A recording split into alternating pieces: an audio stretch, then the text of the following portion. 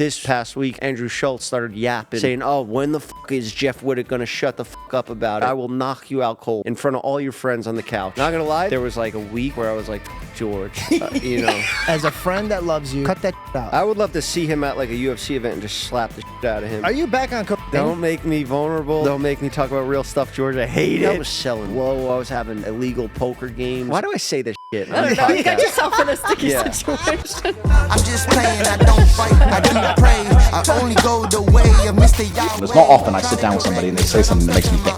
Bro, this was great. I love you guys. But you give me something to think about. My own damn way. I had a lot of fun on this interview. Your hair looks exactly the same as it did an hour ago. I've been waiting here in this business suit. I got things going on, George. I'm closing deals. I just closed a $250,000 deal on the way here. Nice watch. Thank you. I got one for you, actually. I have a present. I brought you a gift. No, you didn't. Yeah. It's in You my brought pocket me a right now. gift? Yeah. I have two options for you. Are you rolling? This is the sweetest thing. You better be fucking rolling, otherwise I'm not giving him the gift. I only do this shit on camera to make myself look good. You know, this is sponsored by SeatGeek, so look at these babies. Wait, you were being serious? Pick one. Pick one. Babe, you pick one. Which one do you think would look nice on me? I like the left. I like the left. I like the left. I like the left. I like the fucking left too, but here, take it. No, that one. This one? Babe, that's left. No, This is my left hand. I do Which like that one one do you now. want, George? That one You know now. what though? Wait, you know what? I was gonna pick You're the really black giving one. me this one. I was gonna pick that. I was gonna pick the black one, but then you said left, so I know, but then Jeff said he liked this one. Now I want this one. Wait. I told you I'm starting a watch company yesterday. And it's a beautiful watch. Look at this. they're Look at both this. beautiful. They're yeah. affordable. It's called Aura, and it's about like, you know how we are just, you know, we've got to a point in our life where we don't have to spend money on designer clothes and expensive watches and How small are your wrists? I'll get you another link for it. Yeah. I got thin wrists. Yeah, I'll get you one. Don't Holy worry. cow. I'll send over a link tomorrow. Thank you. But, you know, we're real influencers. We inspire kids, you know? Don't go spending your money, $200,000 on a watch to impress a woman. That's insecurity. It's you know? insecurity. Mm-hmm. Yeah, we don't need that. So you get a nice, affordable watch, and it's all about your aura. You know, it's all about you making it cool. Look at how cool you make that Nice. drink. like Even that. though Drink Celsius. well, You're I'm gonna get caught if you say anything. Yeah, they are great. They love me, and I love them. Okay, what's up, guys? Welcome back to the George Janko Show. I am thrilled and honored to have you back on the George Janko Show, which was one of our biggest episodes we did in season one. I'm Up pretty until sure. you started blowing up, which, you know, I'm proud of you, George. Thank you, Not bro. gonna lie, there was like a week where I was like, "Fuck George," you know. I'm jealous. Look, I'm honest. I'm an That's open good. book. You know, if I wasn't competitive, then I shouldn't even be in this business. But George, you're a friend, and I'm happy to see you succeed. Thank you for doing my show yesterday. We had a great time. Had a great time. Today's gonna be a little different. It's gonna be a lot I wore different. this business suit so I could come in like Lex Friedman. We could talk about neuroscience, cold plunges, drinking the proper amount of hydration every day, breathing exercises. When does that episode come out? That one. The It's one- out right now. It's being posted as we speak. Really? Yeah. Ooh. Wow. Yeah. So it's out. Probably by the time. When is this coming out? Thursday. Are we Thursday. live right now? No, we're not live. All right. You feel Whatever. better? No, I wish it was live. You've been getting the rush from like lives. I love it. Yeah, I love it. I love just riding the line, playing with fire. Like I can ruin my career any second. Like if I have like a little fucking, and I just say like a slur, done. You know? And then I go back to fucking, then I go back to the old days. You know, I could just go fucking drive down to Tijuana, pick up a couple keys, bring them back. You help me move them. Whoa. We use Bell as, you know, you can smuggle it because nobody would suspect you to have 2 Right. kilos of cocaine on you. Right. You know? That would be a pretty good cover. You guys are a good team. I love them. Like, are you guys married yet? We're about to Oh be. yeah, we are. Married podcasters. That's you know, those are the best podcasts. Thank you. You know, well, there's that like one other couple, Tom Segura and his wife. 2 Bears or something like that, right? I think that's with it. That's Brett Kreischer. Whatever. Who gives a fuck? What's going on with you? How's your guys' relationship? Are you Everything back going on good? cocaine? No, I'm just so excited to be here, and I've been really active today. Been doing a lot. I've been doing. You've been killing it, bro.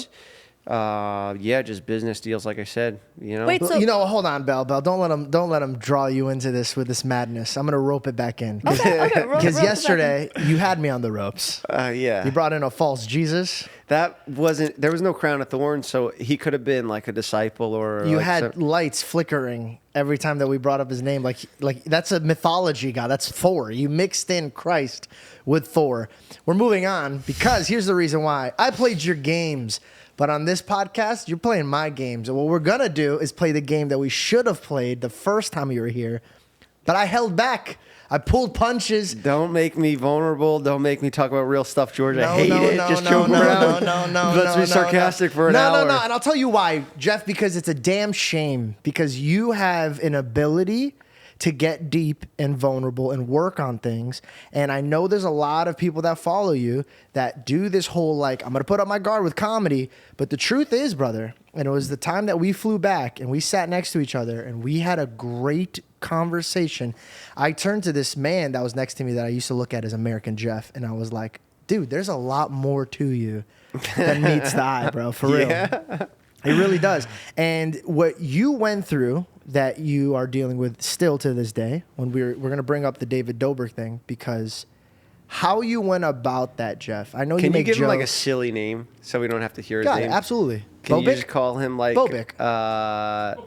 Bobik. I think Bobik is nice. Dumbass? Dumbass. Yeah, or let's just Dumbass. I yeah, like that. Yeah, it When starts you were with a friends D. with that dumbass. Yeah, Does that make you feel better? I love it. Yeah, All go right. on. Now ask me anything you want. Got as long you. as you refer to him as dumbass the whole podcast. Oh, you talking about dumbass? Yeah. All right, we'll bring up dumbass. So when you were with dumbass, I saw a man that was loyal to shenanigans, and stupidity, and fun. You were with your boys, and I know what it feels like to realize that the time of loyalty has ran up. Mm-hmm.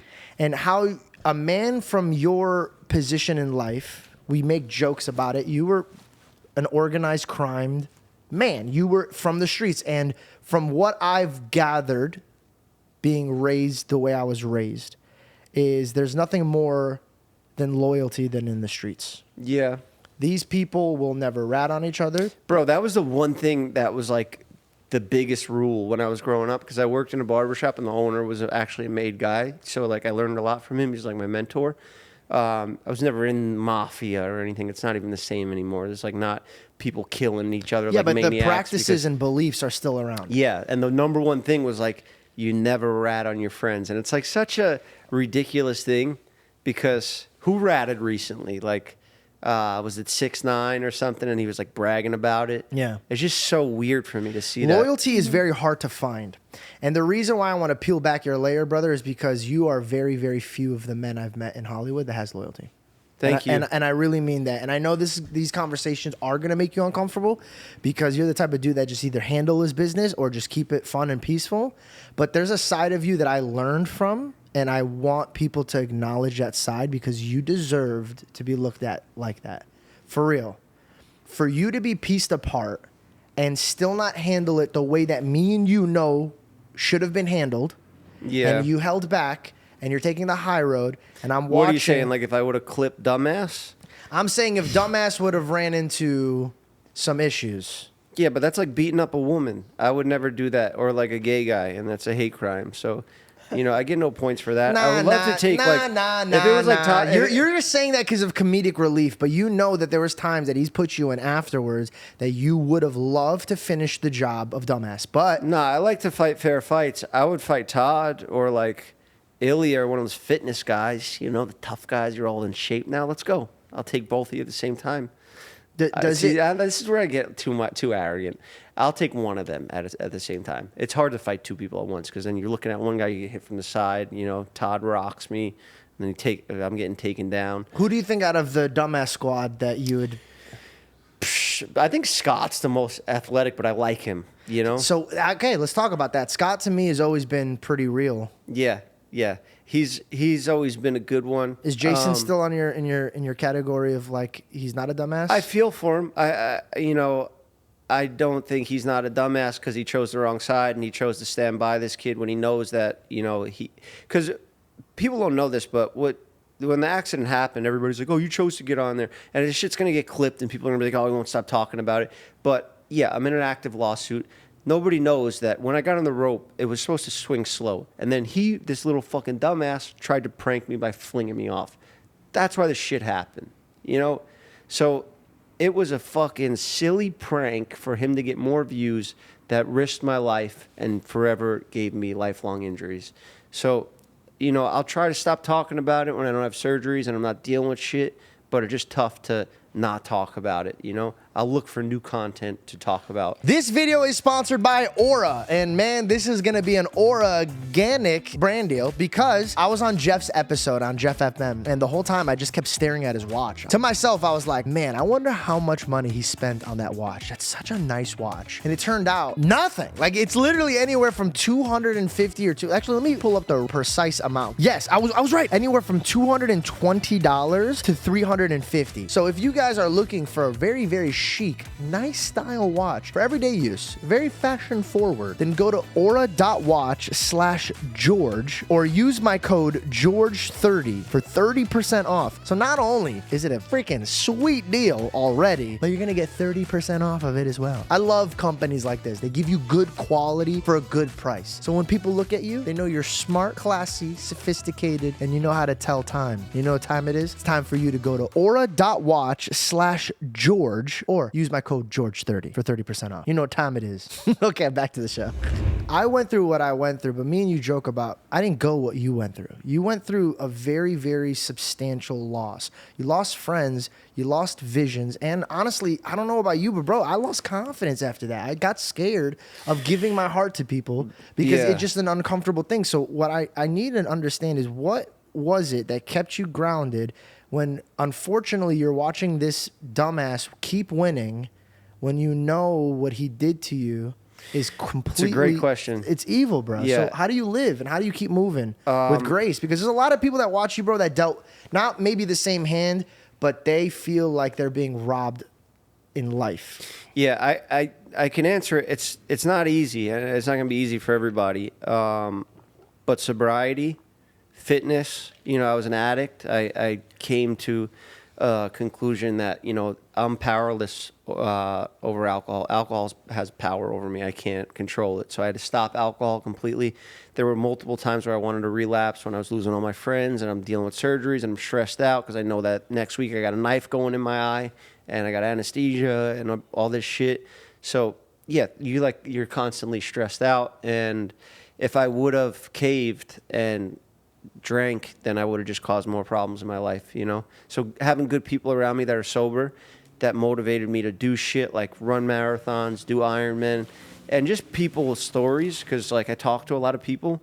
I'll even just talk to random people that'll just DM me from a private account that are like, hey, I got an eye injury or something, and I just like, I'll actually just sit there all night and chat with them. And just like hearing that they were able to like get their confidence back through me and seeing how I did it, because I was extremely insecure. I still am. Like, I even am like thinking, does my fucking eye look fucked up on this camera right now? It's just a part of life. You're an entertainer. You have a camera in your face every day.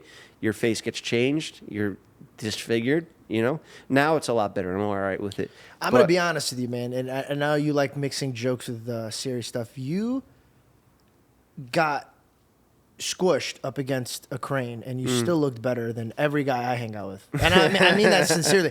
When Bell was like, he hit his eye, and I was like, this sucks. My girl's looking at you like, you're drop dead gorgeous. Nothing happened to my face, and you're still better looking than me. So like, there's obviously... Lots of plastic surgery. Hi. Yeah, lots of plastic surgery. See, look at Simi never comes down. She just heard that you were around, so she's making a quick little... But no, wait, I'm so sorry. I want to tag back on this, and I know I just interrupted you. I'm so sorry, but Yeah, stop it, Yeah, all stop. right? What the Yeah, fuck? yeah. Enough I cutting don't know in. why I'm talking so much. I'm talking so much. What were you saying? Because I cut you off, and then you could go. I'm sorry. I'm just so excited to get into this conversation.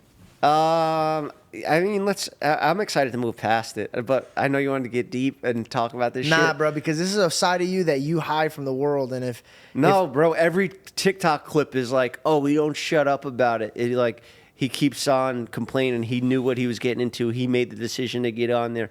And that's the only shit that pisses me off. But that's all just random TikTok fucking dumbasses. But this past week, Andrew Schulz started yapping, saying, oh, when the fuck is Jeff Wittek going to shut the fuck up about it?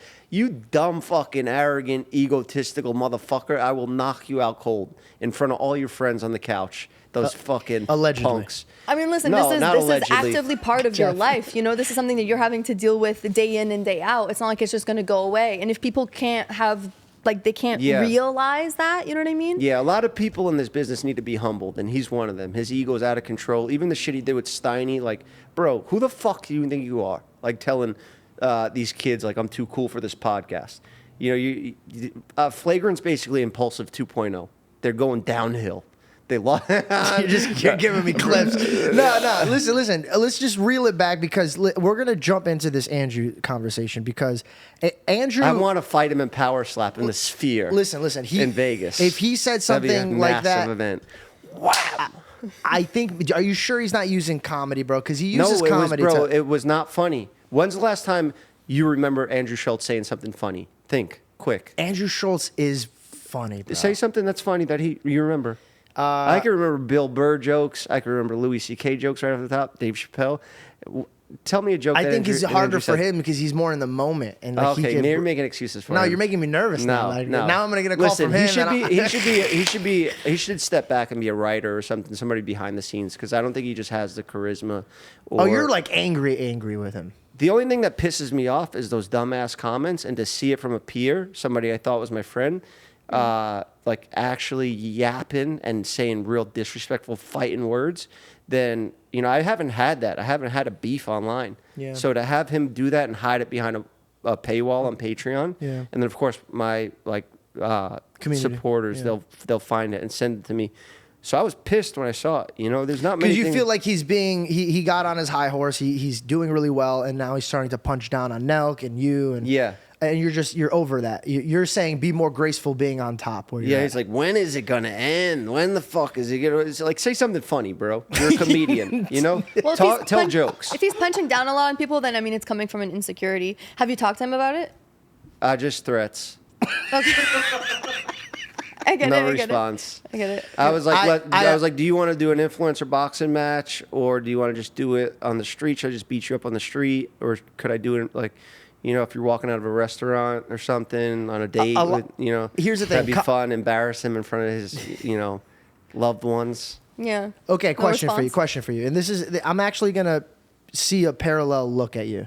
Before you were humbled, truly, do you feel like maybe you would walk in the same line as he would? Because when you find success quick, sometimes you make little I mistakes. would never make fun of somebody with a disability or something that happened to them. And they do that a lot. They had Shane Gillis on. They started making fun of autistic people. You know, that's punching down. You shouldn't have to do that when you're at that level. You know, I'm not saying that I'm a fucking disabled, you know, retard.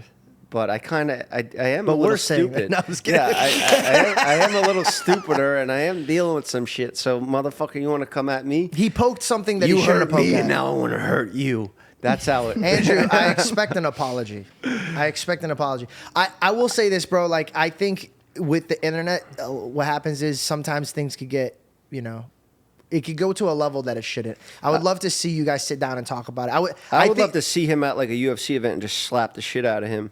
Fair. Would you have him on your podcast to try and like talk things through? Maybe you can also mess with him a little bit on your pod. I feel like it don't wouldn't know. get a lot of views. He's kind of fallen off. You know, I'd rather just have George on every week because he's crushing it, my man. Thank you, my man. I Yeah. appreciate it. This is hilarious. This video is sponsored by Manscaped, and their campaign is called Smooth Sack Summer. I'm actually jealous that you guys get something like Manscaped. When I was a kid growing up, I was a very hairy man. People made comments. I was very uncomfortable, and I would always have to trim this body, but I didn't have the tools to do it like you guys get to. And right now, you can get free shipping and 20% off on this tool that I'm talking about, and it's the Lawnmower 5.0 Ultra. This 5th generation trimmer features 2 interchangeable heads. A standard one for taking a little off the top, and a new foil blade one to go smooth wherever your heart desires. They also have a dual LED spotlight to provide contrast on multiple skin tones. That's crazy. You know what I had? A lot of cuts in places a man should never have cuts. Get 20% off and free shipping when you hit the link in my description and use my code George. So go run, tell all of your hairy friends it's done, it's finished. The time is now. Manscaped. Smooth sack summer, baby. Okay, let's reel it back. So right now, say okay, you had a son, and God forbid he went through the circumstance that you went through. Would you want him to take the same road as you, or would you want him to take a different road than you? Another great question. I am very competitive, and my dad was very involved in my childhood, having us on like track teams and like coach my baseball team. Like he was really, really invested in my life. And at that time, I didn't appreciate it because you're a kid. You just think like this guy has to do this. He's your dad or whatever. But now looking back and seeing like other people, how they grew up, you know, I had a good dad. And I talk all this shit saying he beat the shit out of me for no reason. But that's just me. Like, you know how Jake does it? Jake will be like, yeah, Greg Paul used to beat us up, and then it comes out in the Netflix documentary. Imagine you're Greg Paul, and you're watching a Netflix documentary, you're like, I can't wait to see my son's documentary, and then it's all about how he was a child abuser. No, I would do that. Like, How do you feel about GP?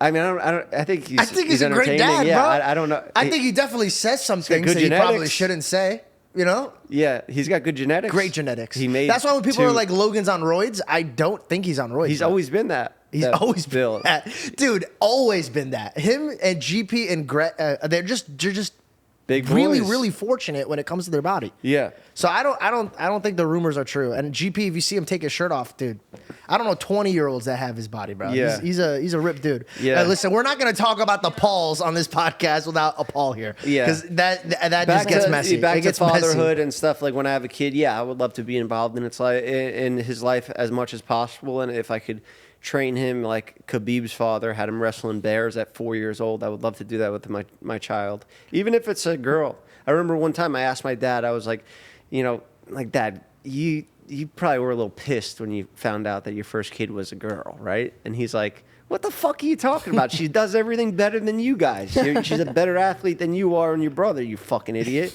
And I was like, yeah, you're right. She is. And speaking of that, we got a big matchup coming up. I'm fighting my sister to the death. I have a Jersey Shore vacation, family vacation. You did this last year. There's a new one coming out. Well, last year I lost, so I got to get it back. Oh, you filmed this. This is like a thing. Yeah, we have like it's either Christmas or summer vacation is when my whole family gets together because my sister lives in Kentucky. Yeah. She's a purple belt in jiu-jitsu, so she's very skilled in jiu-jitsu. Okay. But I got like 20, 30 pounds on her.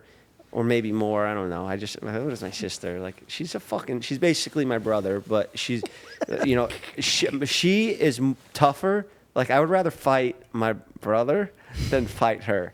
No like, way. Well, I mean, she beat you last year. Yeah, I know. But this time, if she gets me in that triangle, I'm picking her up and slamming her into the sand. Right, I don't know where the fight's going to go down, but I'm just picturing, like, boardwalk, you know, Jersey Shore, fist pumping, Ronnie, come at me, bro. You know, Yeah. like, That was a shit good like show. that. Did you watch it growing up? Yeah, I was on it. I You was were on never it several on it. times, yeah. You were on Jersey I was Shore? their barber on the show, yeah. No way. You were the barber on Jersey Shore? Bro, do you not even... Wait. What season? The Miami season. Bro. Wait, how old were you? 19? Dude, that No means that when I was a way. kid growing up, I watched you. Yeah. That's Yeah. cool. Yeah. Well, What Jersey Shore's sick, dude. I mean, me and my friends would just run home and be like, "Oh, I can't wait to see what the situation is doing today." I get what you're saying, but I could have done better. Like, they wanted me to... Like, I was mic'd up, and I was, like, such a little clout chasing little bitch at that time because there was no Vine or, like... or I guess Vine was starting, but, like, I got mic'd with MTV production, like this woman Sally Ann, who's like the legendary producer at MTV, like made The Real World and all these shows, and they got these guys with these big 300-pound cameras, and they're fucking have to have sweatbands because the cameras are so heavy and they're right in your face, you know. And that's kind of like how the barbershop started, because I was like filming people and asking them questions, and it was awkward because you got this 300-pound camera in the guy's face who's like a little nervous about their haircut. So then I would just lean more into that awkwardness, but they ended up cutting all of it, and they would just use like stupid ass clips because the show's not about me, you know. But I thought like I had a bigger part than what I really did, and I told everybody, like I told my friends in Staten Island, I told my mom, and like. So I was right. I never saw you. No, I was in it, but you have to look for me. Like you have to, like when they go to the barbershop, I don't even look the same. It's just your hands in the frame. No, you see me, but I'm like cutting hair with sunglasses on. Like I was such a fuck boy. Like I was one of them. You know. But okay, let's talk about. Wait, hold on. I interrupted you, and you had a question. I'm so sorry. That's okay. What was your question? I mean, we were in a different track. So I'm trying to see, but I did want to know, because obviously, I mean, this was all the way back to what we were talking about with the dumbass. And obviously you had to have a lot of wisdom and guidance in order to get you, you know, from anger to like logic. And you said that, you know, your dad is somebody who's been an amazing dad to you. So was he somebody who really guided you through that situation, or was there someone else that kind of like helped you, you know what I mean, focus on like what was important and not make the... Yeah, I had so many people that were good to me at that time. Like even in the beginning, a lot of people that were in the squad were like trying to help as much as they could, but also they couldn't pick a side. You know, you got one sociopath who doesn't give a fuck about anybody but himself, and then you got these kids that are brainwashed and scared to leave him or do anything wrong to him because they, you know, the situation. Like if you were ever to wrong Logan, it's like, oh no, like you fucking pissed off the hand that fed you. Yeah. So that's how they all felt. But I can't blame people for not being as confident. Were you like them in that situation? Before you got your incident, before it could take you that. Yeah, I was. So would you say that this situation helped you escape that type of life? Yeah, I would. It opened my one eye. Wow. When I made you lost an eye on earth, but you gained one in the spiritual realm. Mm-hmm. For real, bro. Yeah. Would you go back in time and stop yourself from going through that and watch yourself be like them, or would you let yourself suffer that consequence to be where you're at? Nah, I wouldn't change a thing in my life. I mean, I would like to have full vision, but you know, you got to take what you could get. You know, I learned so much from that situation. I learned so much from every time I got arrested. You know, like all of the worst times, the lowest times in my life were the most valuable moments because, you know, that's when you actually are forced to learn shit. Like we talked about when I got arrested, and the only way you could leave, the only reason you could leave is to go to church on Sunday. And it's not like a church. Everybody's in orange jumpsuits, and there's a guy that's like, you know, is like a corrections officer priest. You know, it's not like, you know, but you're still like going over the Bible and stuff like that. And it's like you were placed here because God needed you to slow down. Like I was selling blow. I was having illegal poker games at my penthouse in Miami. This was all at 21 years old. And I got busted big time, and I was facing serious charges. And, you know, I got put there. I was forced to sober up because I was in there for 4 months. So I was like no drugs or anything.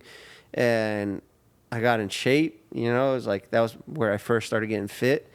And I wouldn't change that. I wouldn't change this situation except for like, you know, maybe just like one surgery would have been nice, you know, like not 11. So then in this season in your life, like right now, because you had so many seasons throughout that and you had to learn things so quickly, but in this current season, what do you feel like you're currently learning and like applying to your life? Just appreciate my team more and my family more, you know, because you're becoming a server. I don't know. What do you mean? When a man is meek and humble, the first is last and the last is first. And God describes a man who's on top as a servant. He serves. Yeah. And so now you're coming to the conclusion of like, it's not all about me. And you automatically, your first step into this new realm of life is being concerned with the people around you. Before the Crane wasn't. It was more I was just so you. self-obsessed with getting more views and staying relevant and just getting to be the biggest YouTuber I could be. And then I needed that because now, you know, I had already achieved my fucking dreams. I just wanted a gold YouTube plaque. and you saw I chainsawed it. It means nothing after you get these things. You need to keep on making new goals. Yep. I won a Streamy Award. Like I had achieved my goals, and I realize now the people that helped me get there, I want to help them achieve their goals. And if I could Which do one that, makes you happier, realistically? Which one caused you more joy? what do you mean? Like when you were chasing these trophies and recognition, or when you realized the person next to you is succeeding because you've helped them in this direction? Honestly, like stuff with the guys, you know, they're just happy to have a job and a solid, like, steady paycheck every week. But being able to do things like take my family to Italy, because my parents are Italian, they've never been to Italy, like do like vacations that cost like, you know, thousands and thousands of dollars, but like I can afford to do that. And we got to meet like family members and stuff that we only talked to on like Facebook, you know, and it was dope. You get to meet all these Italian guys. One of my uncles was driving a Ferrari like through the olive fields. It looked like The Godfather. Wow. It was sick, you know, like moments like that. I really like. I'm like, all right, cool. The crane wasn't so bad, you know. I get to do stuff like this, and before that, I wasn't always so open and like vulnerable and talking about stuff. I didn't have a real good relationship with my parents, so I think them listening to me talk on podcasts, they got to know more about me. Because I would always like, I didn't even used to say I love you to. I still haven't said I love you to my dad. Really? Nah, that's You gay. should call him right now. That's gay. He's another dude. You can't do that. You should call him right now and tell him No, you I love tell him. my mom every phone call, and then my dad will just be like, "Yeah, I'll talk to you later," you know. But I'll be like, "Love you, mom." She's like, "Love you," and my dad's in the background. "Yeah, I'll talk to you later," you know. But that's fine. I like that. You know, GP ain't saying I love you, Logan and George. Well, we say you love each other. You probably to you because you're his favorite son. Maybe. But here's the thing, man. How could you receive love when you don't know how to give love? Look, my relationship with my father is. But you is even funny. said that you thought this is his job. He had to be around. And then when you grew up as a man, you were like, wow, I'm so glad that I had a father like this. Yeah. Listen, you son of a bitch. Tell your dad you love him. Don't make me say this stuff, George. Come on, you already got me going. I'm already so. I Like, think you should, and I'll tell you why, brother. Because God only knows how much time you have with him. You don't want to put that on your plate Yeah. that you never got to tell the man that you love him. All right, maybe I will in my victory speech. Reed, could you grab him some more? Maybe I will in my victory speech after I smash my sister's skull into the sand in the Jersey Shore. That's all I asked. I'll say I want to thank my dad for coaching us, being my sister, even though I turned out to be the better athlete and I got the win here. I want to thank Jesus. Amen. And I want to thank my old man, you know. I would say it. And then And just, it's- just hold out for that But what moment. would you Don't say? say no. What would you say? No, not yet, We'll not save yet. it for Yeah, the no, not moment. yet, Yeah, not it'll be a yet. big moment after I bash my sister's skull. Okay, I hope you're so proud. Yeah. Is there a freeing because there's a lot of kids that look up to you, right? And unfortunately, some people have to cut the corners and do the crimes and have to learn the hard way Thank you. that life isn't right. If there's somebody listening to you that's walking in your footsteps, that was right around the time before you got arrested and had to meet God in prison, is there something that you would want them to know? Like, it's just not worth it, even if you receive it, or like, what is it that you would tell that Jeff in that time capsule, like version of him? Honestly, just enjoy the ride, you know? Like, the ups and downs is what makes your life story, like, exciting. Because after, you know, we all die. In like 100 years, we'll all be dead. You know, what's your story going to be? I want motherfuckers making documentaries on me, movies and shit. You know, like, I want to leave behind a legacy that will be cemented for centuries to come. I want little kids in 200 years from now being like, oh, remember, like, when they used to do podcasts? Because they'll probably be, like, you know, done by then. Yeah. You know, they'll probably have, like, some new future AI sort of entertainment. And they'll be like, remember the first podcasters, like Jeff and George, you know? They'll probably make movies on us. Like, we're going to have, like, a social network. Like, yeah, guys, I got this idea. We're just going to sit and talk for 2 hours. And people are going to give us thousands of dollars. Dude, what does that feel like knowing that that's your life right now? It feels good. Kinda I love crazy. it, but also it's like sometimes I don't feel like getting on and talking. So it's also this time in my life right now. I used to be so happy. I used to be like waking up like, I think today's the best day of my life. I used to really say things like that out loud, like a fucking sick fuck. Like who? I you know, still say that. Why would you not say that now? How long ago was used to? This was like 22, like 21, 22, 23, like around that time. Yeah, I was like, damn, my life's going real good. And I didn't even have money at that time. It was just like, I was like steadily like cutting hair and making enough to get by You're happy. and live comfortably. But yeah, I had no responsibilities, no employees. What made it that it was like, I love my life? What was it? Fucking alcohol, random sex with girls in Miami. Look, I changed. I haven't even had sex in probably months, you know? So I'm a much different person. But back then, I would wake up to a tequila shot and a Corona. I'd go upstairs and fucking fist pump with my boys, Paulie D, you know, in those days. And I was like, hell yeah, Paulie, this is like the best 8 years of our lives, bro. And now you're depressed. Yeah. Now it's just, now I'm financially better than ever. And it's like, what, like, when is this going to end? Okay, great. Are you doing what every man finds when he first finds real success, and it's chasing the tail? It's like, I don't want to lose this, so I have to keep going on and doing this. I used to be obsessed with that and like trying to stay relevant for a long time. And that is the most stressful thing that will fuck your head up, is like trying to, like Mike deals with a lot. He's like, well, if Logan gives up on the podcast, what am I going to do? You know, like do I go back to doing porn or whatever the fuck he was doing before? It's haunting knowing that like at any moment the thing that you love could be taken away from you. It's scary. Yeah, and I know we make jokes at Mike, but bro, I was in the same boat. You were in the same boat. Anybody who is in this fast life, waking up every day knowing that this is not a real life, it gets scary that it's going to be taken away from you. What helped me get over this is realizing that God is worth so much more. So if they can't take that away from me, and that's my joy, then I live every day like I'm just daydreaming. It's literally freeing. And that's why I want you to be more open, because the more you get open, the more you're going to reflect. And the more you reflect, the more you will see God moving in your life. I mean, even your best friend kept saying, you should even be here. And he cracks jokes, but like... Bro, he's a moron. He says that to me all day long. And he's like, yo, I'm out here, like, I just ran 6 miles or some shit. And I'm like, good for you. You don't have a job. You get to do that. You have legs. There's soldiers that have had their legs blown off in war. And you think you're fucking special because you ran 6 miles and you don't have a job? And it's Tuesday at 3 p.m.? Who gives a fuck? Hey, don't be like dumbass was to him. No, he needs to be humbled because his ego's out of control. He seemed pretty calm and relaxed when I met him. That's because he's on a roid rage crash. He's just like, I'll wake up in the morning to steroid bottles just hitting my countertop. And I just come down there and just like, he's like a beached whale on the couch with just needles all poked in him.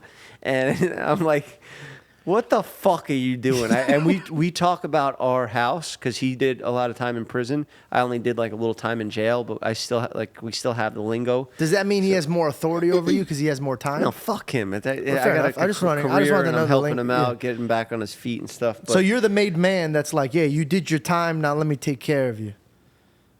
I don't know what. I just like, he's funny and I like having funny, messed up mentally people around. I don't know what it is. Are you telling him to like get off the steroids?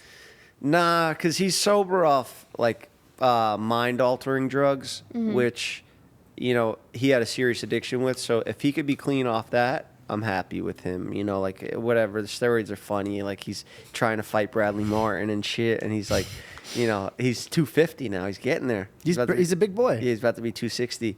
So we motivate each other. He's also another one, like when you asked me before, like how I got through a lot of stuff. Like, yeah, I helped him when he got out of prison. Like, I let him move in with me and, like, got him his first iPhone and AirPods and shit. He's like, oh, this shit, no wires. This shit's fucking crazy, dog. Oh, yeah. That must be insane coming back out and then seeing all the new technology and everything that's changed. Yeah, because things move so fast now. And was he scared? No, he jumped right into social media and just figured it out quick. Like, he knows how to podcast and be an entertainer. He's just a funny, outgoing guy. And does it give you a little extra joy seeing him enjoy the things that you're so used to? Yeah, yeah. Like him getting a little clout and like being able to like get DM'd by girls, and he doesn't have to go out and do what he used to have to do, like go get a table at a nightclub and wear a fucking $100,000 Rolex. You know, when he has not even $100,000 in the bank, he has more money on his wrist. Like they're just stupid drug dealer shit. Yeah. Like now he's actually reaping the benefits of life, and he's calmed down.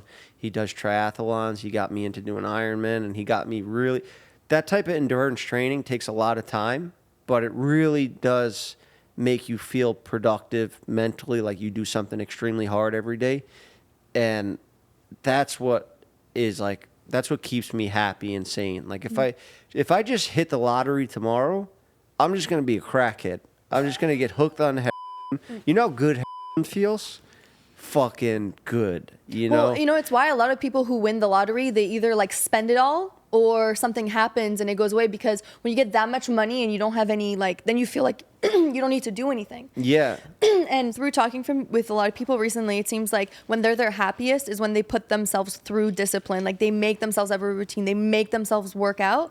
And as you see, like when you're kids, like you crave discipline from your parents, you crave discipline at school, and then you're an adult and you're like, I could do whatever I want. And then you realize that only brings you to ruin, and you need to go back and like find discipline again. Yeah. Yeah. And you got to always find new goals. Like I said, I had thought I achieved all my goals. And then, you know, I ran the New York City Marathon and I wasn't really happy with my time. So I redid, I was like, I'm not going to do another marathon. But then the LA one came up and I ran 3:28. So I ran like a 7-minute, 58 minute pace per mile. So I was like doing like I was moving, and I got a personal best by like 20 minutes. So I crushed my record. Sick. Thank you. It's still like, there's like fucking, I mean, like there's people that could beat that easily, but they don't have jobs. You know you need to get out of Like, the habit with, and I mean this, and I only say this because I love you. You're the only one who reigns on yourself. Like you set yourself up for like a good time, and we were here ready just to applaud you, and you were the only one that brought that. Like, yeah, but it ain't shit. Somebody else could beat it, and I feel like you do that to yourself inside here. Well, I had really trained, and I did everything right that day. Like I stopped at every aid station. I felt like I'm never gonna beat this. Like that's my personal best for life. So I actually had this thing. I looked it up because I was like, why am I sad after doing something that I worked so hard for? And I was like so happy because I was aiming for 3:40 and I did 3:28. So I was like, this is fucking great. When I was like on mile 25 and I was like looking at my watch, I'm like, what the fuck? I'm gonna break the fucking like my personal record by a lot. This is gonna be hell to beat. And then afterwards they call it post-race blues. Like if you beat your time by so much, like you have to find a new race to join or a new challenge.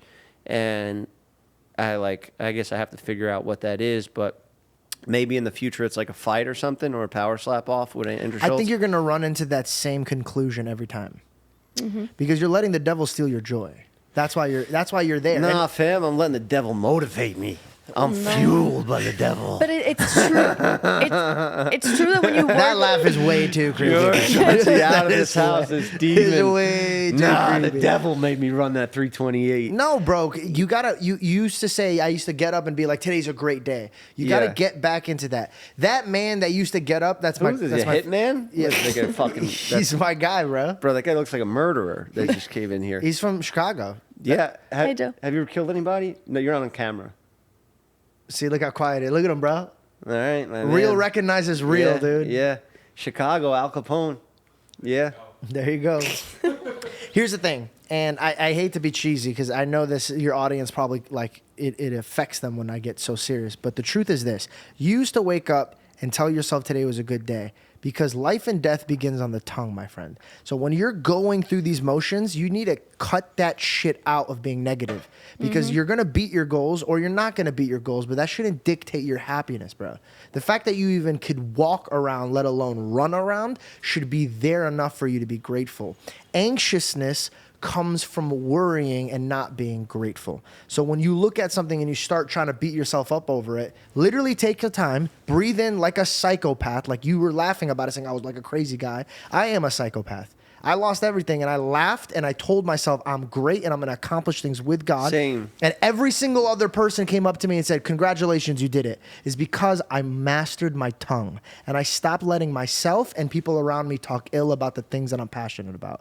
So cut that shit out. Hey. As a friend that loves you, George, you need you're to a stop smart doing that guy. shit. I'm gonna stop saying so many terrible things about you. And Thank you're you. not That's all I around. ask. That's all I ask. No, but it's so true. You have to find the joy in the small things because it's why, you know, like really, really rich people and they're never happy because they want like, what's next, you know? Yeah. And like literally my mom, she told me that she's like, you work for something your whole life. You think it's going to be this amazing thing. And then you're like, oh, it's over. Like she trained her whole life, won the US Open.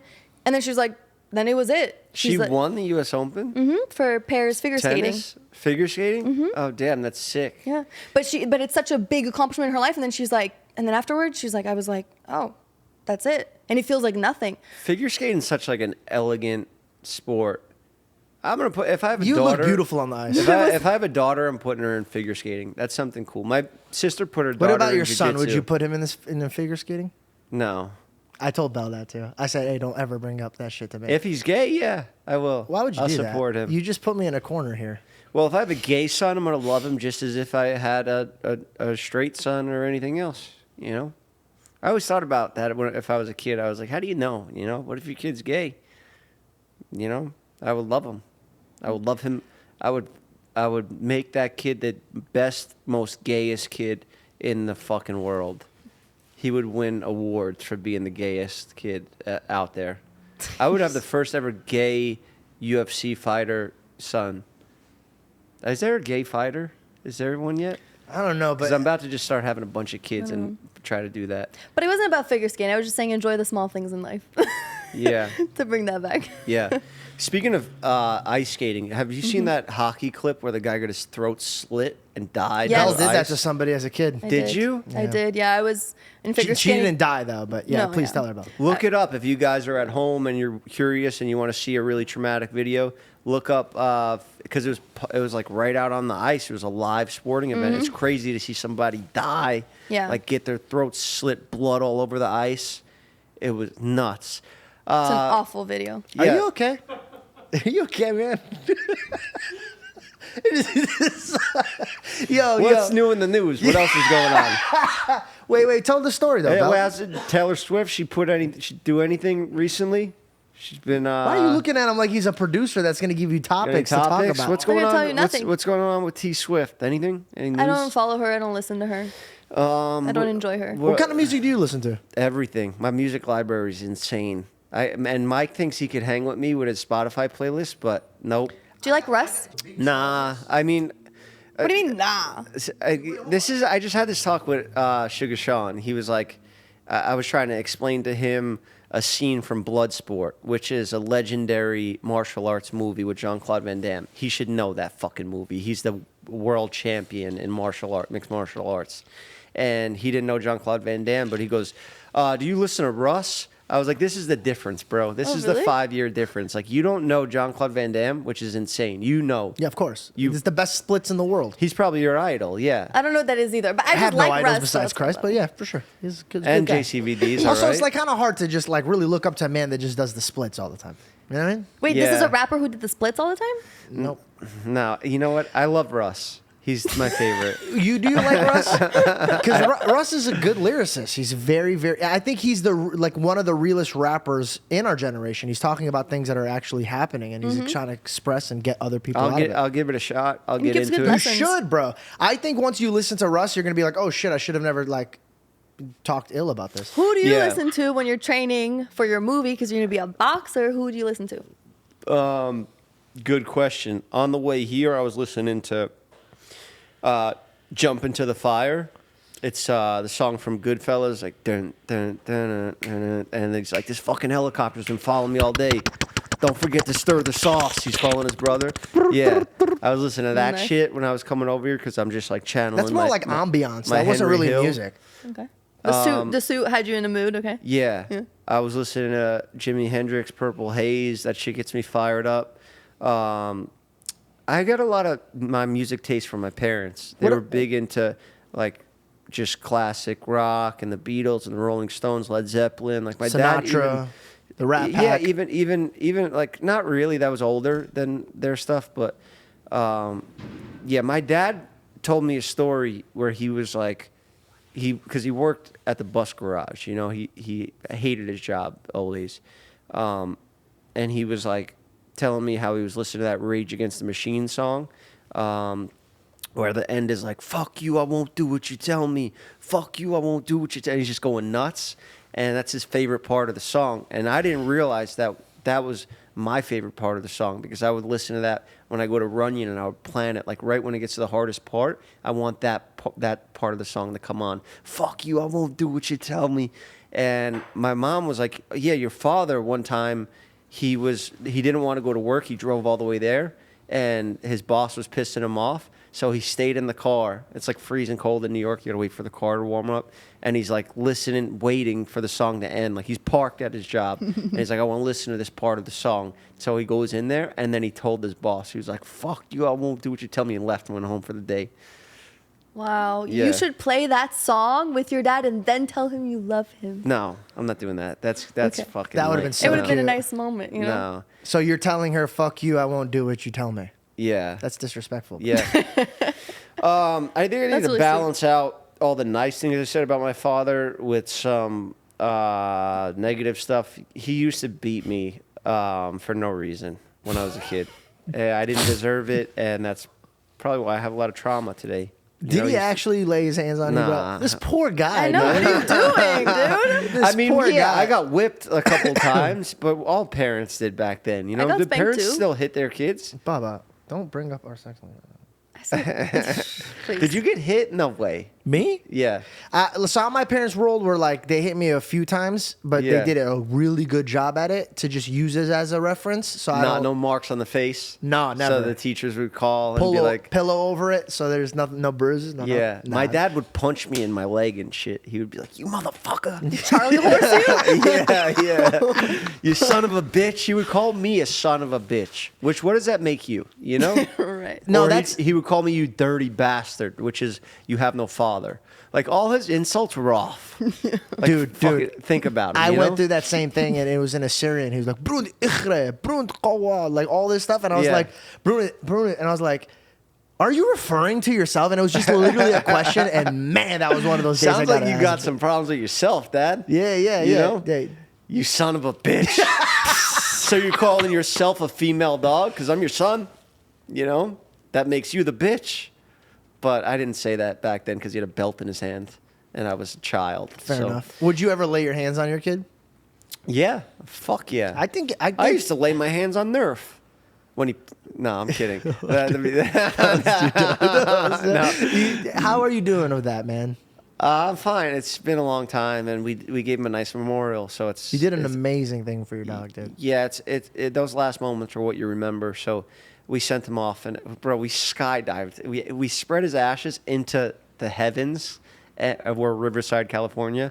However Same you want to thing. look at it. Same thing. Like he's like all over the highway, but we we spread his ashes, and then we jumped out of the hot air balloon after. Like You so did? sick, like emotions. I was crying. I was scared to death. I had to piss. It was like so many things at once going Wow. on. And yeah, just like doing that. And then now like, all right, we sent him off and now I might die. It's like, fucking, whoa, I'm living, you know, this is what life should be, you know, not staying in the house, working in a cubicle, you know, I want to jump out of hot air balloons. Was that your first time? No, I got licensed to jump by myself. So I just, really? Yeah, it's like the most freeing thing that you can ever do. I don't know if I would. Like my first jump when I graduated skydiving school, and you do your first jump completely alone. It was like I was like screaming in happiness. Yeah. Because I went through a cloud, and you feel like the mist, like the cold mist. Whoa. And I was just like, fucking, you're flying, bro. You could put your arms like this and you could do like an Iron Man and shoot across. Like you could manipulate how you can actually fly. Like you can like dance, like do cool things up yeah, there. yeah. That's And cool. I was like having so much fun. I was doing flips and stuff. You don't get scared? Yeah, it's fucking terrifying. My hands sweat. I look at my heart rate monitor. It's like 120, and I'm just sitting in a plane. Do you sing to yourself when you're flying? That's such a good question. I do that when I ski. Like when I ski, I sing to myself. You just see him like, No, "Fuck you, I because won't do what you tell me." yeah, no, I like to. I have a different playlist for stuff like that. Like I know I it would is. listen to like. Feel the rain on your skin. Yeah, bro, I listened to that in Definitely. cryotherapy today. Natasha Bedingfield. Yeah. I swear I listened to that in cryo. Jeff, this is why I I love was you, bro. shadowboxing, listening to "Feel the Rain on Yours." No Bro, one else could do it but for the you. girls listened to it before me, and I was like, you know what? Give me that song too. But Run no, that back. I would be like, I would put on like some Tame Impala or something. But you have to be at a certain level of jumps to be able to wear AirPods, because it's like safety reasons, you know. Which is weird because you can't like yell to somebody, be like, "Yo, I'm behind you," you know. Like all you hear is. Wait, but when's your AirPod fly out of your ear? I just meant like sing No, to you have yourself. a just helmet sing on so that they would stay in. Oh, okay, right. But it would be so sick to be like Is it listening peaceful to a jumping with soundtrack. music? It's peaceful once the canopy opens, but it's chaos when you're just flying. But once the Oh, 'cause like- parachute opens, it's goes dead quiet, and it's so peaceful. And you know you have about 5 minutes to like cruise down, and you could like play with the parachute, steer and stuff. What happens if the parachute messes up? You have another one. You have a backup. So I've never had to cut away. You know, that's like a really, because after that, then it gets risky, and you got to pay like $2,000 for the canopy that you lost. So Wait, they charge you $2,000 for their canopy that didn't work? better than dying. I mean, things happen. Sometimes it could be the packer. Like sometimes you go to these skydiving places and you got like some crackheads packing the things. Yeah, so 'cause why it's would like they charge 20 you? You throw them like $20-$40 to pack your parachute if you want to keep jumping. Like, no offense to the skydiving packers, I'm sure there's people that don't use crack, but and also if you ever pack my chute, please don't fucking it's like sabotage me. You know why do I say this shit? I don't know. You got yourself in a sticky Yeah, situation. I can never go skydiving again now. I just No. insulted the people that pack the chutes. He opens up and thinks it's just crack coming out. They're like, Bro. Yeah, motherfucker, we're crackheads. Yeah. Wait, so Now you're dead.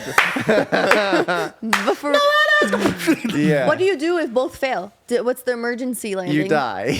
They don't tell you. There's no like nothing you can do.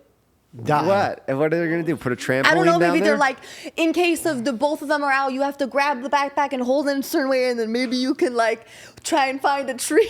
I don't know. No, Tom Cruise comes by in a fighter jet and just swoops you up.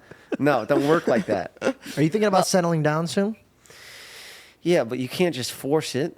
You know? No, you could. That's pro. I was like doing the long distance thing for a while, but it's really hard. The girl from the Bachelor show in Australia, it's really hard to just, you know, like the time difference is so bad because like our daytimes are their night times.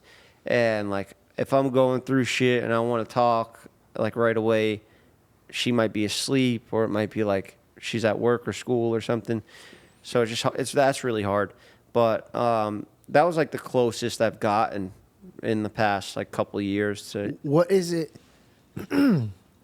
What is it that you look for in a partner? Ass, tits. No, I'm kidding. I like girls that are that they have their own like passions and talents and are hardworking. Like my longest relationship was with Sierra, and Yeah. she fucking hustled. Like, yeah, she was an actor, and people think She was like, very nice too. yeah, she's super sweet, from Texas, like good family.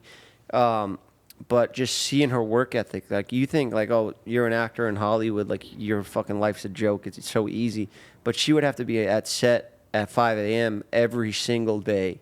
And she's waking up at 4, and we were sometimes going to sleep at like 2. She's leaving at 4 to get there for hair and makeup, reading her script. She's there till 8 p.m., making out with another guy or whatever for a scene. Did that ever bother you? Yeah.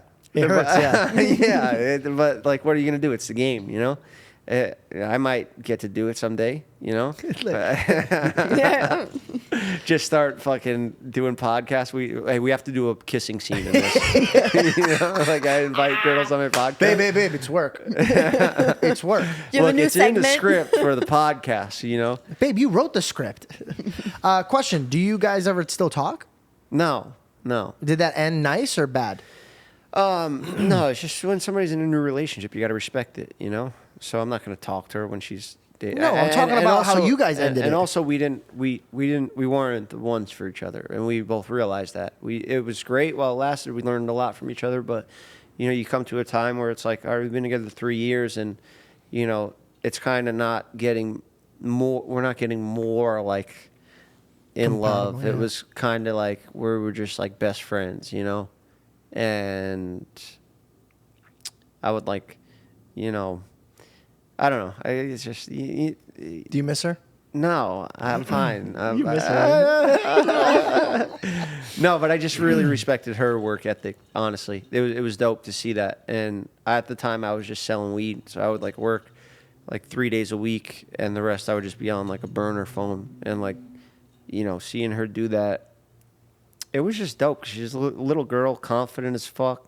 Will go on stage and sing in front of anybody. Great voice, dude. That's Yeah. cool. It I didn't know inspired she was you. a singer like that. Yeah, it inspired me. It made me think that I could do the stuff that I'm doing now. Aw, Did she ever really reach cool. out to you when you went through dumbass situation?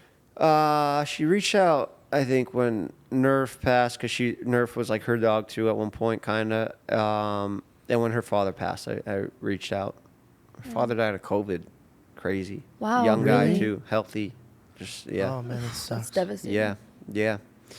But yeah, that's so. You want to ask me anything else about ex-girlfriends or? No, I feel like we You know. covered it. Well, what are you doing? You said that you're looking for I'm a looking to relationship. get my shit together. I don't want to bring a girl into my life when I'm all fucked up in the head, you know? That's I good. got things that I need to do with my career that are so time consuming, and I wouldn't be able to put that much time into a relationship with a partner that I respect, you know? I'd want to go on dates and like do nice things, but right now it's just all, oh, I gotta go do fucking George Janko's podcast. You know, sorry, I can't go on a date, you know? Look at what you did. You're ruining my sex life. I'm sorry. It's all right. I don't care anyway. It doesn't bother me. I had my fun with Paulie D back in the day. It's crazy that you made me bring that up.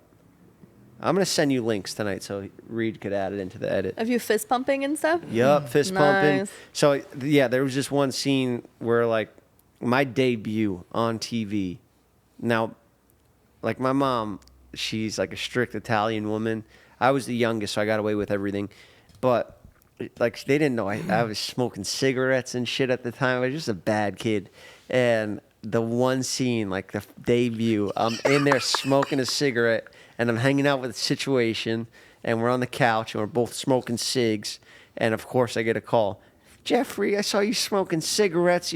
What are you doing? And I was like, Ma, the directors told me to do it. It's a prop. Like, it was supposed to look like natural, like a club scene. And she's like, they don't believe none of my shit, you know? But I tried. Sure. I tried, you know? It's a prop, Mom. Sally Ann made me do it. The top producer. It's funny I remember that name. I don't think she liked me. But whatever. Now I produce my own shit, Sally. So, Yeah, sorry, Sally. yeah. Your parents are Italian. Are they Catholic? Yes. They are. Yeah. And are they still like faithful? Oh, they go to church every Sunday. And what about you? I just listen to George's podcast. That's pretty much. No, honestly, I've had like a recent, what do you call it, reborn? You know, like You're coming back to your faith. I'm coming back to it, yeah. But yeah, I was in dark times where I lost all faith. You know, I was like, why the fuck was all this bad shit happening to me? You know? But you need to go through that, like we were talking about earlier. So yeah, I'm coming back to it now because I'm in a much better place. Like I said, I'm trying to help my team get to their goals, family stuff, getting closer with, again, because they're the only ones that are going to be there at your funeral or visit you in the hospital, you know? Logan ain't coming to see you in the hospital. I think he would. Mike ain't. You But- think Mike's going to come visit you in the hospital or be at your funeral? He's going to be at fucking Warwick fist pumping. And I don't know what he does when he goes out. But he's out, and he's probably going to be partying. Is he your official best friend? Would you say he's your number one? You're getting He's married? my best friend, but he's also my arch nemesis at the same time. It's weird because like some days I love him and I'm so grateful to have this guy in my life, and then there's days where I'm like, why do I have this guy? I need to get better friends. He's a piece of shit. And it's over such petty shit all the time. Like, I'm mad at him right now because he just got a haircut, you know? But, like... But you asked him. His hair was your length. And he wanted to buzz it short. And I have a barbershop show where I want transformations, you know? Now, I ask him, one favor. Please don't get a haircut. What does he do? Gets a haircut. That fucking night, I ask you one thing. You scumbag motherfucker. Yeah, I will never forgive him for that. Does he like your Never. work? That's a big question. I mean, I'm a world-class barber. Been on MTV, cutting hair. I cut so many. I mean, I've cut Justin Bieber, you know? Like, I've literally cut so many. I cut George Janko multiple times. He used to come over to my house. Yeah, he used to live in the building that I used to live in. I used to go. But it was so That's funny so because I cute. was like, you were so cool, dude. Like, when I looked at you, I was like, this guy's when you walked by, I was like, I always felt like it was in slow motion. Like, everybody else around you was like super famous, but everybody cared about what you thought, and it was really cool to see it. Yeah, Like, yeah. Rudy really put me on. I saw him at the pool, and he was like, "What do you do? Like, are you an actor or something?" And I was like, "Nah," you know, because I was selling weed, and he was like, "All right." I didn't give him an answer. I was just like, "Nah," and he was like, "You want some of these edamame chips?" And I was like, "Nah." Like, what the fuck, edamame chips? I didn't even know what edamame were at the time, and they're like dried up. And he was like, "What are you, a faggot?" And I was like, "Yo, what the fuck, you motherfucker, you little fuck! I'll strangle you, dog." And he was just like, "No, I'm fucking with you. Like, you know, like I knew you'd have like a funny reaction." I love that he said that to me because he like pressed me, this little fucking skinny fuck. Wait, that's so funny. This was your first interaction? Yeah, Do yeah. you know who Rudy Mancuso is? Yeah. You know, it's so funny you brought him up. I haven't thought about him in a while because we haven't seen each other. But the first time we ever went out to dinner together. Oh my God! Did you hear my stomach? He literally. And by the way, Rudy Mancuso is the most suave human being. And the most talented. He's just so suave. We all came from that Vine thing, and it's funny that all of the Viners that came up are still in entertainment, you know? Yeah, like of course. TikTokers that came up, or like whatever YouTubers fall off and shit, but everybody that was really in that Vine era is still grinding. It's crazy to see. Rudy's directing movies now. Rudy's doing like... He wrote a script. Yeah, and he's in like The Flash. He's in Marvel shit. Yeah. Bro, he was really good at making relationships. We like one day he came and like the way he would move and act, it was just so like classy. And one time we were in the hallway and he goes, "Come, we're going to dinner." And I was like, "Oh shit, okay." And by the way, at the time, I was broke, bro. I didn't have any money. Yeah. And then he named the restaurant, and I like went on my phone to look up like what the restaurant was. And I was like, "Oh, dude, I definitely can't pitch into this one." So I told him, I was like, "I just ate, but I'll come with you because I didn't want to like not go." Yeah. And we get there, and it's just literally him at the end of the table and me at this table. Ordering everything. And he has, like, I'm not exaggerating, bro, maybe like 10 chicks I've never met in my life. Yeah. Just lined up, just laughing. He's just sitting there, like literally like I'm in The Sopranos, just eating some of the appetizers. Like, Oh, George, he sits like, he like really Eat, gets his leg up. eat. He's like this. Yeah, he's like this. He's like a 70-year-old man in in a 29-year-old's body or whatever the fuck he is. But yeah, love that kid. They Yeah. brought so much food and spread and drinks and wine, and I was like, thank God. Yeah. Because it's just me and him, and I was like, I would have to pitch this in, and I'm like, I'm not touching I didn't touch wine. I didn't even touch a grape that was in front of me because I was like, dude, I'm not gonna be held responsible. I'm not paying for this bill. I can't afford it. And bro, the bill didn't even show up. Yeah. He already took care of it before he walked Were you in. so like, I was like, I couldn't eat the whole time. I was like, I didn't know this guy was gonna pay for it. I was like, damn, I was Bro, so Rudy hungry. was making money back then. Like I'm sure he still is now, but I remember he was like asked me to do a rich. Verizon Vine with him, and I was like, wait, so that's all you have to do For And 6 he was seconds, like, yeah, bro. 6 geez. seconds. He's like, yeah, geez, I just made, and I was like, Make sure we beep that out. I got in trouble last time I did that. well, no, it's Rudy, and it's his Vine money. It was a way different thing. He was getting 20 million views on the Vine, like it was worth it, I guess, the 1,000. But yeah, after that, I was like, I'm over here risking my life, my freedom, like you know, to make fucking half that, and it like you're just doing this silly shit. So he really is probably one of the main reasons that I transitioned from, you know, doing what I was doing, like, you know, illegal shit, cutting corners. It was a gray area. Weed wasn't like too harmful. It doesn't kill people, but, you know, he got me to actually commit to doing content because you can't just do this part time. No, it's full time. Has to be a full time job. Otherwise, When's the last time you hung out with him? He's doing my podcast next week. Really? Aw. Yeah, I bumped into him in New York. We were at that guy Jonathan Schwartz's birthday party. Yeah. And it was like all influencers and stuff. The whole Jersey Shore cast was there and everything. And I caught up with Rudy, and he was like, "Why haven't you asked me to have you on the podcast?" I was like, "Because you don't do fucking podcasts, and I hate rejection." Yeah. And he was like, "You know what? I'll do your podcast, but that's it." And I was like, "All right, I'll follow up on that." And then I did. He's just so cool, bro. Yeah. Yeah. He kind of reminds me of We'll see if he Prince. shows up because, you know, Oh, he's a flake, bro. he is. He's a flake, dude. Dude, I remember this. You can't make plans with him, bro. No. Aw, but maybe he's changed. No, he's Nah, not. he Listen, hasn't changed. I'll never forget this. One time, It's already like No, the third dude, time. He dude. like canceled on me twice Oh, already. really? Dude, you just brought up some memories, bro. Listen to this. I'll never forget this day because it's played in my head 100 times. 100 times. And I was like, dude, how did he do this? And I sat here and I've never told this story. Oh my God. Okay, we're at Johnny's house. They're having a party. Yeah. Oh, the best. Best, bro. Johnny had the best. Johnny. Yeah. Shots, Johnny from Shots, that's what I call him still. Yeah. Johnny from Shots, who manages Nelk, and he honestly, if you see Johnny in a picture with a successful person, the reason why that person is successful is because Johnny will somehow Bro, figure we it would out. go to his apartment over there. He had like one of the biggest units in that building, and it would just be Kylie Jenner, Kendall Jenner, like Justin and Haley, and like all just of my cool Floyd memories. Mayweather. Dude, that It's like, is- bro, what is this place? Dude, one time he had a party and this is, oh man, let me finish the Rudy one and then I'll get into this one because there's so many cool things that happen with Johnny.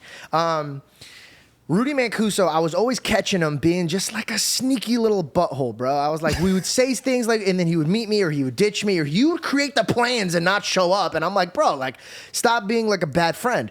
And one time there was this guy that created the wallet ninja and he was passing him. And I was like, wow, Rudy would really love this because it's a can opener, it's this and that. And I remember, dude, I'll never forget this. I handed it to him.